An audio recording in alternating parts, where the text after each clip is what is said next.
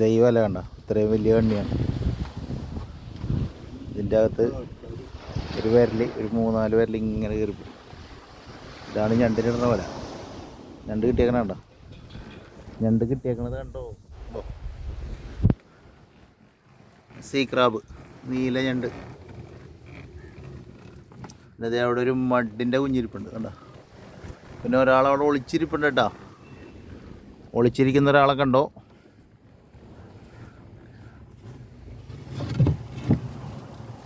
എന്താണ്ടേ, ഇതാണ് mud crab.